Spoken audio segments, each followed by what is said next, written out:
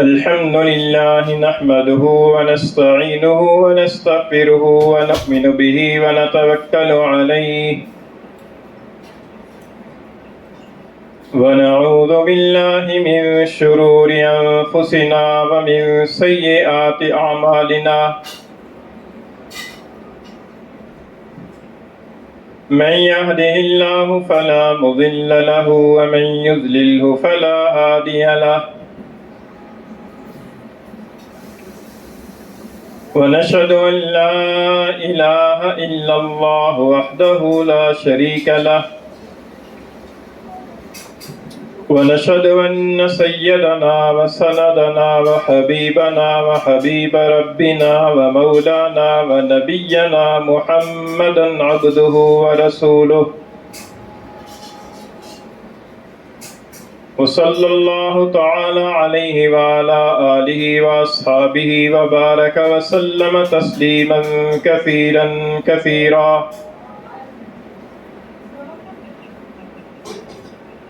أما بعد فأعوذ بالله من الشيطان الرجيم بسم الله الرحمن الرحيم إن الدين عند الله الإسلام وقال تعالى في مقام آخر ومن يبتغي غير الإسلام دينا فلن يقبل منه وهو في الآخرة من الخاسرين وقال الله تعالى في مقام آخر إنما يريد الله ليذهب عنكم الرجس أهل البيت ويطهركم تطهيرا وعن سعد بن أبي وقاص رضي الله تعالى عنه قال لما نزلت هذه الآية ندعو أبناءنا وأبناءكم دعا رسول الله صلى الله عليه وسلم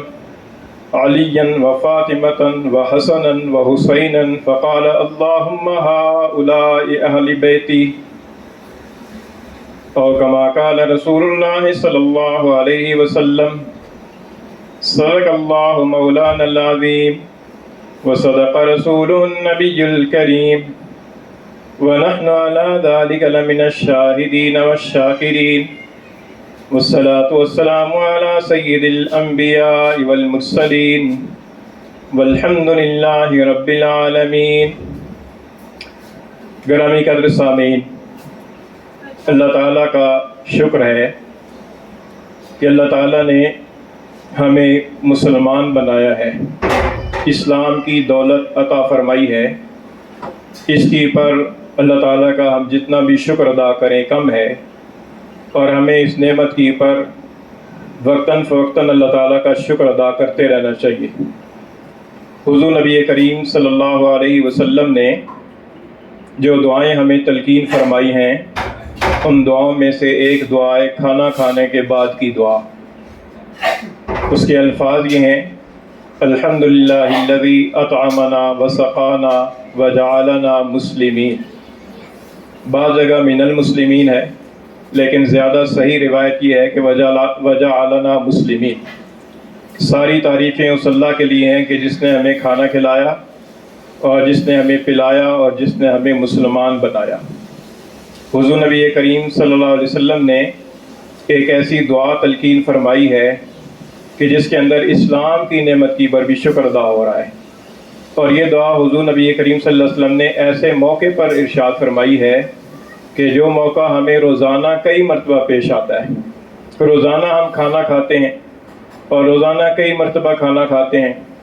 کم از کم 3 مرتبہ تو کھاتے ہیں. اگر یہ ہم اپنی روٹین بنا لیں کہ ہر کھانا کھانے کے بعد یہ دعا پڑھیں، تو اس دعا کے اندر جہاں کھانے کی نعمت کا شکر ادا ہو رہا ہے، جہاں پینے کی نعمت کا شکر ادا ہو رہا ہے، وہاں پر اسلام کی نعمت کا بھی شکر ادا ہو رہا ہے. تو اللہ تعالیٰ کی اس نعمت کا شکر ادا کرنا چاہیے. اللہ تعالیٰ کا شکر ہے کہ اللہ تعالیٰ نے ہمیں اسلام کی دولت سے نوازا، مسلمان بنایا. اسلام کے عنوان سے کچھ عقائد ہیں جن عقائد کی پر ایمان لانے سے آدمی مسلمان بنتا ہے. ان عقائد اور نظریات کو عقائد اسلام کہا جاتا ہے. جیسے توحید کا عقیدہ ہے، کہ اللہ تعالیٰ شانہ کو ذات میں، صفات میں اور افعال کے اندر اللہ تعالیٰ کو وحدہ لا شریک تسلیم کیا جائے۔ رسالت کا عقیدہ ہے کہ اللہ تعالیٰ نے حضرت آدم علیہ السلام سے لے کر سرور دو عالم صلی اللہ علیہ وسلم تک جتنے انبیاء بھیجے ہیں ان تمام انبیاء کی پر ہمارا ایمان ہے۔ یہ رسالت کا عقیدہ ہو گیا۔ ختم نبوت کا عقیدہ ہے کہ ہمارا ایمان ہے کہ حضور نبی کریم سرور دو عالم صلی اللہ علیہ وسلم اللہ تعالیٰ کے آخری نبی ہیں، خاتم النبیین ہیں، اور آپ کے بعد اب کوئی نیا نبی نہیں آئے گا۔ یہ ختم نبوت کا عقیدہ ہے۔ قیامت کا عقیدہ ہے کہ مرنے کے بعد حساب کتاب کے لیے حشر برپا ہوگا اور سارے لوگوں کو اکٹھا کیا جائے گا، سب کا حساب کتاب ہوگا۔ یہ قیامت کا عقیدہ ہے، قیامت کی حقانیت کا عقیدہ۔ یہ عقائد اسلام کہلاتے ہیں۔ عقائد اسلام یہ تو چند ایک میں نے گنوائے ہیں۔ عقائد اسلام میں سے کسی عقیدے کا اگر کوئی آدمی منکر ہے تو وہ دائرہ اسلام سے خارج ہے، اور اگر تمام عقائد اسلام کو، تمام ضروری عقائد کو وہ مانتا ہے تو وہ مسلمان ہے۔ مسلمان ہو جانے کے بعد پھر آگے ایک اختلاف پیدا ہوتا ہے۔ اس اختلاف کو کہا جاتا ہے اہل سنت اور اہل بدعت کا اختلاف، اور اس اختلاف کی وضاحت اور اس کے بارے میں جو رہنمائی ہے وہ حضور نبی کریم سرور دو عالم صلی اللہ علیہ وسلم نے ایک حدیث میں ارشاد فرمائی ہے، جس کو امام ترمذی رحمہ اللہ نے روایت فرمایا ہے۔ حضور نبی کریم صلی اللہ علیہ وسلم نے فرمایا کہ ان بنی اسرائیل تفرقت علی سنتین و سبعین ملہ، کہ بنی اسرائیل والے 72 فرقوں میں بٹ گئے تھے۔ و تفترق امتی علی ثلاث و سبعین ملہ، اور میری امت کے 73 فرقے ہوں گے، کلہم فی النار، سب کے سب جہنم میں جائیں گے، الا واحدہ، سوائے ایک کے۔ صحابہ کرام نے عرض کیا کہ من ہی یا رسول اللہ، وہ ایک فرقہ کون سا ہوگا؟ حضور نے فرمایا کہ ما انا علیہ و اصحابی، وہ جماعت ہوگی کہ جو اس طریقے پر ہو جس طریقے پر میں ہوں اور میرے صحابہ ہیں۔ اسی حدیث سے، ان الفاظ سے جو نبی کریم صلی اللہ علیہ وسلم نے الفاظ ارشاد فرمائے ہیں، انہی الفاظ سے اہل علم حضرات نے اہل سنت والجماعت کا لقب اور عنوان اخذ کیا ہے، کیونکہ یہاں پر حضور نبی کریم صلی اللہ علیہ وسلم نے دو چیزوں کا ذکر فرمایا، ایک اپنے طریقے کا ذکر فرمایا اور ایک جماعت کا ذکر فرمایا۔ تو طریقے سے مراد ہے حضور نبی کریم صلی اللہ علیہ وسلم کا عقائد، اعمال، عبادات، اخلاقیات کے اندر آپ کا طرز عمل، آپ کا طرز سیرت، اور اصحابی سے مراد ہیں صحابہ کرام۔ تو یہ جو ہم کہتے ہیں کہ اہل سنت والجماعت، اس کے اندر 3 لفظ ہیں۔ اہل کا لفظ ہے، اس کے معنی ہے افراد۔ سنت کا لفظ ہے، اس کا معنی ہے طریقہ، اور طریقے سے مراد سرور دو عالم صلی اللہ علیہ وسلم کا عملی طریقہ۔ اور جماعت کا اس کے اندر لفظ ہے، جماعت سے مراد ہے صحابہ کرام کی جماعت۔ تو جو افراد ایسے ہیں مسلمانوں کے اندر، جو افراد ایسے ہیں کہ جو افراد حضور نبی کریم صلی اللہ علیہ وسلم کے عقائد جیسے عقائد رکھتے ہیں، آپ کے طریقے کے اوپر چلنے کو باعث سے نجات سمجھتے ہیں، اور صحابہ کرام کی جماعت نے جس طریقے سے قرآن کو سمجھا ہے اور جس طریقے سے انہوں نے نبی کریم صلی اللہ علیہ وسلم کے ارشادات کو سمجھا ہے اور اس کے مطابق عمل کیا ہے، اس کو صحیح سمجھتے ہیں، ایسے افراد اہل سنت والجماعت کہلاتے ہیں۔ اور اہل سنت والجماعت کے ضروری عقائد کے اوپر ایمان لانا بھی ضروری ہے۔ اگر کوئی اہل سنت والجماعت کے عقائد سے کوئی آدمی منکر ہوگا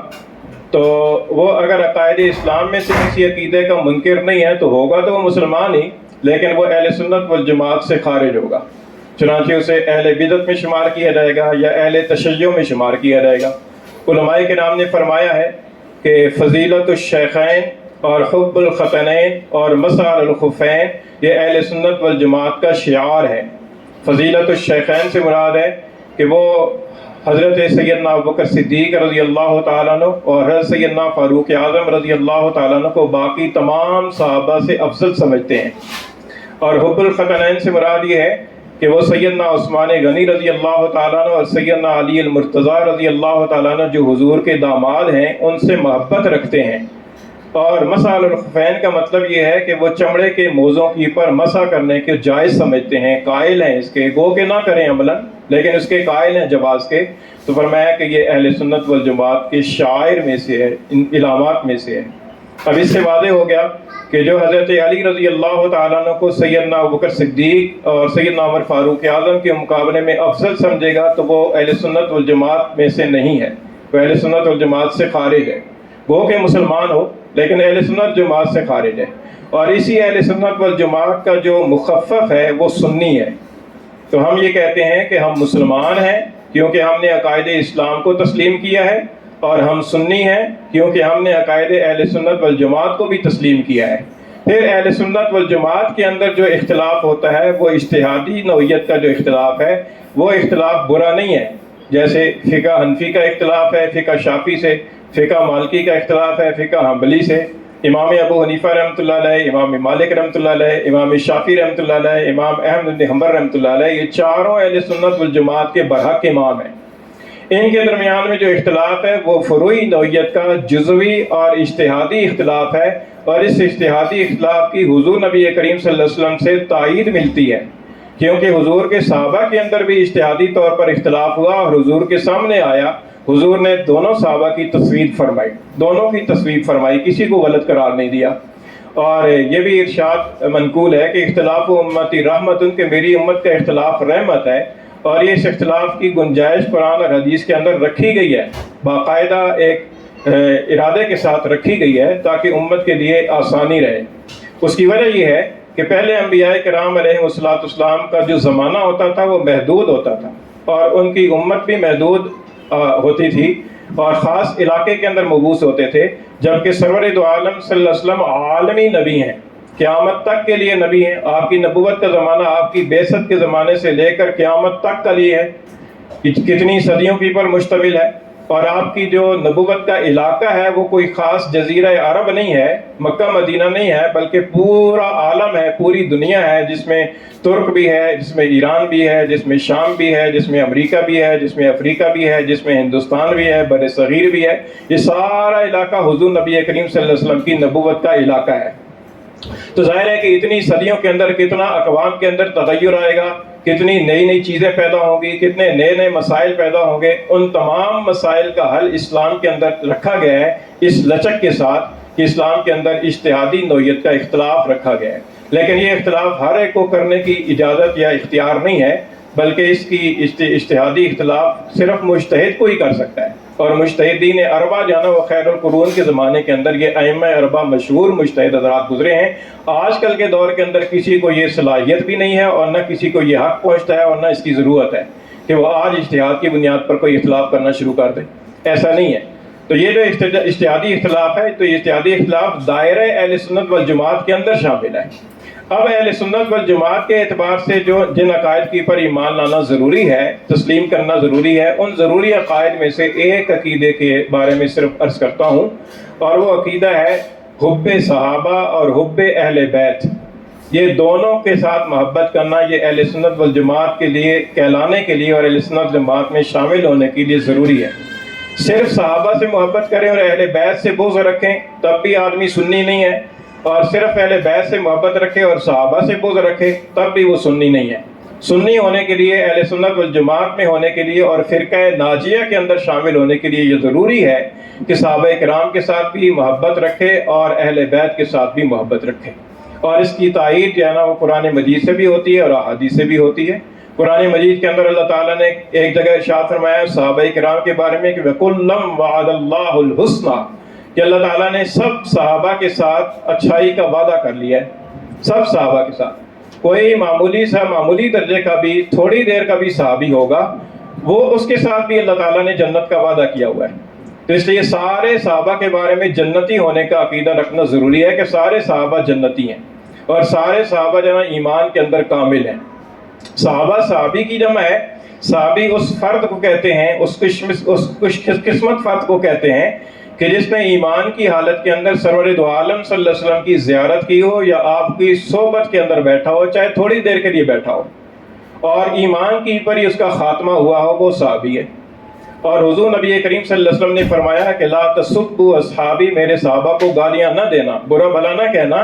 اس لیے کہ لو انفقا، اگر میرے صحابہ میں سے کوئی صحابی جو ہے نا وہ تم میں سے اگر کوئی آدمی جو ہے نا اوت پہاڑ کے برابر سونا صدقہ کر دے تو میرے صحابی کے ایک سیر یا نصف سیر جو کے صدقے کو ثواب کو پہنچ نہیں سکتا،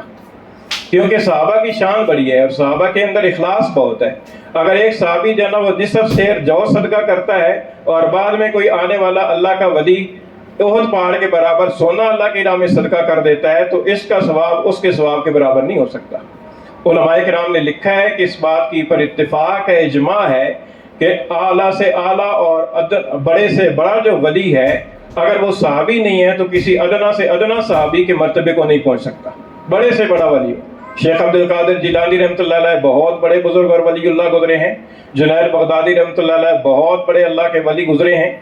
تابعین کے اندر سعید بن مسیب رحمۃ اللہ علیہ بہت بڑے اللہ، حسن بصری رحمۃ اللہ علیہ بہت بڑے اللہ والے گزرے ہیں،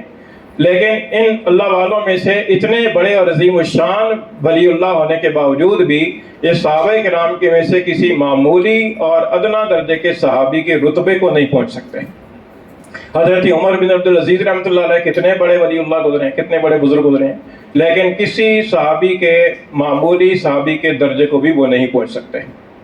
تو اس لیے صحابہ کرام کے بارے میں یہ ایمان رکھنا ضروری ہے کہ صحابہ کرام پوری امت میں سب سے افضل ہیں۔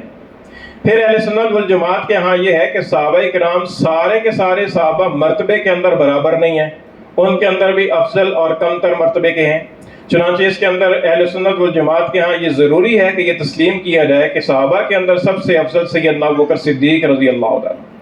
اس کے بعد سیدنا عمر فاروق اعظم رضی اللہ تعالیٰ، اس کے بعد سیدنا عثمان غنی رضی اللہ تعالیٰ، اس کے بعد سیدنا علی المرتضیٰ رضی اللہ تعالیٰ۔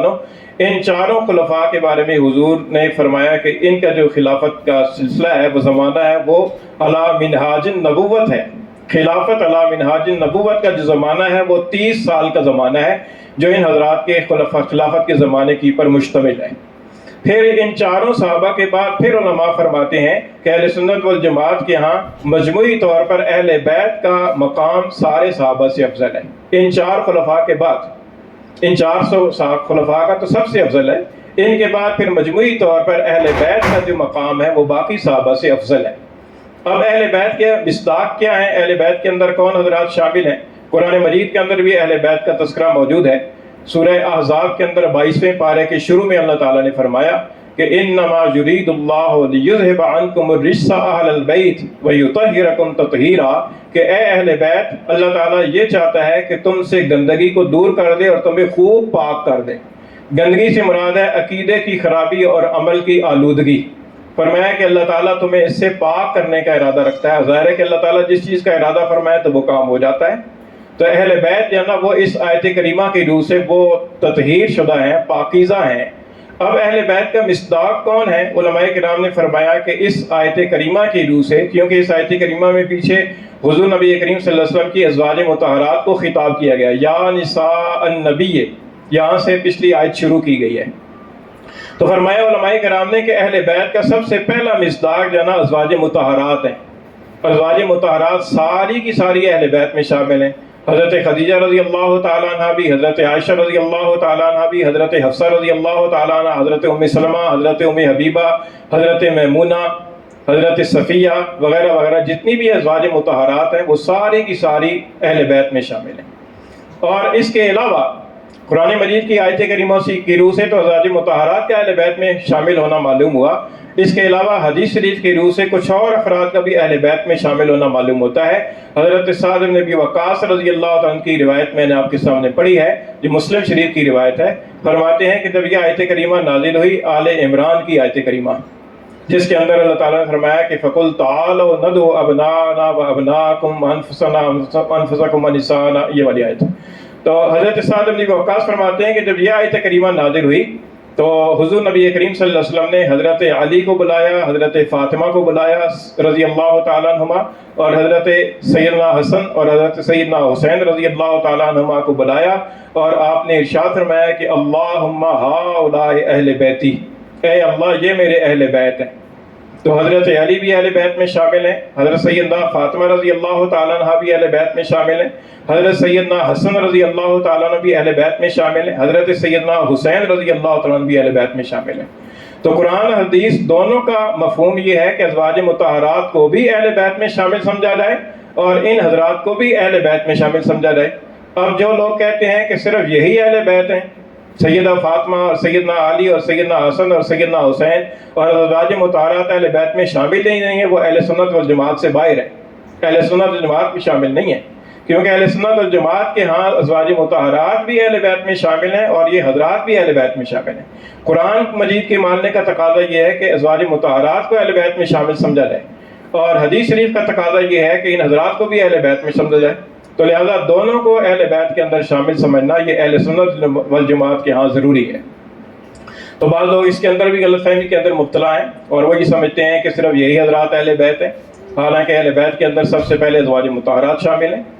تو اس سے یہ معلوم ہوتا ہے۔ اچھا، اس کے علاوہ ایک اور حدیث کے اندر بھی آتا ہے کہ حضرت عائشہ رضی اللہ تعالیٰ عنہ فرماتی ہیں کہ حضور نبی کریم صلی اللہ علیہ وسلم جب یہ آیت کریمہ نازل ہوئی، انما یرید اللہ لیذھب عنکم الرجس اہل البیت، یہ والی آیت کریمہ نازل ہوئی، تو حضور نبی کریم صلی اللہ علیہ وسلم باہر تشریف لائے اور آپ کے اوپر ایک سیاہ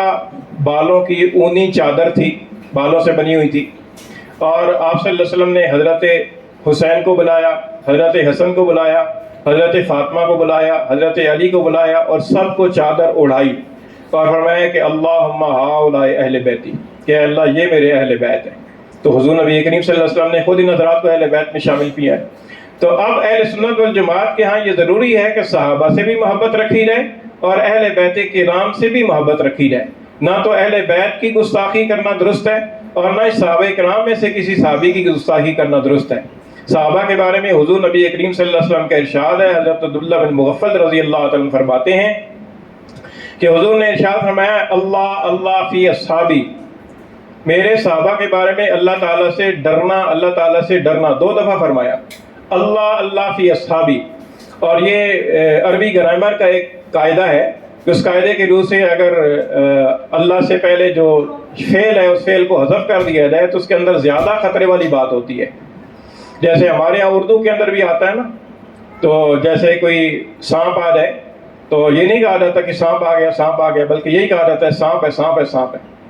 تو اسی طریقے سے عربی گرامر کے اندر بھی بعض اوقات فعل کو حذف کر دیا جاتا ہے اس کام کے خطرناک ہونے کو بتانے کے لیے۔ تو یہاں پر پیچھے اتقوا تھا، اس کو حذف کر دیا، اتق اللہ نہیں فرمایا، فرمایا اللہ اللہ فی اصحابی، میرے صحابہ کے بارے میں اللہ سے ڈرنا، میرے صحابہ کے بارے میں اللہ سے ڈرنا،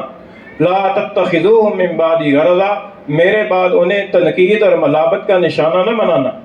کہا جو ہے نا وہ معمولی آدمی اٹھ کر صحابہ پر تنقید کر رہے ہیں، کوئی حضرت معاویہ رضی اللہ عنہ پر تنقید کر رہا ہے، کوئی کسی پر تنقید کر رہا ہے، فلاں نے یہ کیا فلاں نے یہ کیا، کسی کا منہ نہیں ہے کہ صحابہ میں سے کسی صحابی کی پر ملامت کرے۔ حضور نے منع فرمایا ہے، فرمایا کہ لا تتخذوا من بعدی غرضا، ان حضرات میں سے کسی کو ملامت اور تنقید کا نشانہ نہ بنانا میرے بعد۔ اور پھر فرمایا کہ اللہ اللہ فی اصحابی لا تتخذوهم من بعدی غرضا فمن احبهم فبحبی احبهم، جس جو آدمی میرے صحابہ سے محبت رکھے گا میری محبت کی وجہ سے ان سے محبت رکھے گا، ومن ابغضهم فببغضی ابغضهم، اور جو ان سے بغض رکھے گا میرے بغض کی وجہ سے بغض رکھے گا۔ اور پھر فرمایا کہ من آذاهم فقد آذانی، جنہوں نے میرے صحابہ کو تکلیف دی انہوں نے گویا مجھے تکلیف پہنچائی، ومن آذانی فقد آذ اللہ، اور جس نے مجھے تکلیف پہنچائی اس نے گویا اللہ کو تکلیف پہنچائی، ومن آذ اللہ یوشک ان یاخذہ، اور جس نے اللہ کو تکلیف پہنچائی تو قریب ہے کہ اللہ تعالیٰ اسے پکڑ لے گا۔ تو صحابہ کرام کے بارے میں تو ایسے عظیم الشان قسم کے ارشادات موجود ہیں، اور منع کیا گیا ہے کہ ایسے صحابہ کرام کے بارے میں تنقید اور ملامت کی بات ہرگز نہ کی جائے، کیونکہ ادنا جو صحابی ہے اس کا بھی مرتبہ اتنا اونچا ہے کہ بعد میں آنے والا کوئی ولی اللہ بھی ان کے مرتبے کو نہیں پہنچ سکتا، ہمہ شمار کس قطار میں ہے۔ تو اس لیے صحابہ کرام کے بارے میں یہ جو تنقید چلتی رہتی ہے نا، سوشل میڈیا کی پر بھی بہت اول فول بکتے رہتے ہیں صحابہ کے بارے میں، خصوصاً حضرت معاویہ رضی اللہ عنہ کے بارے میں اور کئی صحابہ کے بارے میں، بعض تو حضرات شیخین کی بھی گستاخی کرنے سے نہیں جاتے۔ تو ایسے لوگوں کو اپنے ایمان کی فکر کرنی چاہیے۔ اسی طریقے سے ایک حدیث میں حضور نے فرمایا کہ اکرموا اصحابی، میرے صحابہ کی عزت کرو، میرے صحابہ کا اکرام کرو، اس لیے کہ وہ فإنہم خیارکم، اس لیے کہ وہ تم میں سے سب سے بہترین افراد تھے، ثم الذین یلونہم ثم الذین یلونہم، فرمایا کہ پھر ان کے بعد وہ لوگ اچھے ہیں کہ جو ان سے ملے ہوئے تھے، یعنی تابعین، جنہوں نے کسی صحابی کی زیارت کی، اور پھر وہ لوگ ہیں کہ جو ان سے ملے ہوئے ہیں، یعنی تبع تابعین، کہ جنہوں نے کسی تابعی کی صحبت اٹھائی ہے۔ تو فرمایا کہ یہ تین چیزیں ارشاد فرمائی، پھر اس کے بعد فرمایا کہ ثم یفشو الکذب، پھر جھوٹ عام ہو جائے گا۔ ان تین زمانوں کے بارے میں حضور نے فرمایا کہ یہ خیر کے زمانے ہیں، صحابہ کا زمانہ، تابعین کا زمانہ، تبع تابعین کا زمانہ۔ اس کے بعد حضور نے فرمایا کہ پھر جھوٹ عام ہو جائے گا۔ پھر جب جھوٹ عام ہو جائے گا تو کیا ہوگا؟ فرمایا کہ آدمی قسم کھانے کی پر تیار ہو جائے گا، حالانکہ اس سے قسم کا مطالبہ نہیں کیا جائے گا، اور آدمی گواہی دینے کے لیے خود ہی تیار ہو جائے گا، حالانکہ اس سے گواہی کا مطالبہ نہیں کیا جائے گا۔ ایسی صورتحال پیدا ہو جائے گی۔ تو اس لیے فرمایا کہ صحابہ کے بارے میں ہوشیار فرمایا کہ صحابہ کرام کے بارے میں اچھا عقیدہ رکھا جائے۔ تو میں یہ عرض کر رہا تھا کہ اہل سنت والجماعت کے اندر شامل ہونے کے لیے یہ ضروری ہے۔ اہل سنت والجماعت میں شامل ہونا اس لیے ضروری ہے کہ اہل سنت والجماعت کو ہی اللہ کے رسول نے فرقہ ناجیہ قرار دیا ہے، نجات پانے والا فرقہ۔ اور اہل سنت والجماعت میں شامل ہونے کے لیے جہاں اور چیزیں ضروری ہیں، وہاں پر یہ بھی ضروری ہے کہ صحابہ کرام سے بھی محبت رکھی جائے اور اہل بیت عظام سے بھی محبت رکھی جائے، اور کسی کی شان کے اندر کوئی معمولی درجے کی گستاخی کا سوچا بھی نہ جائے۔ اللہ تعالی ہمیں دین کی سمجھ عطا فرمائے۔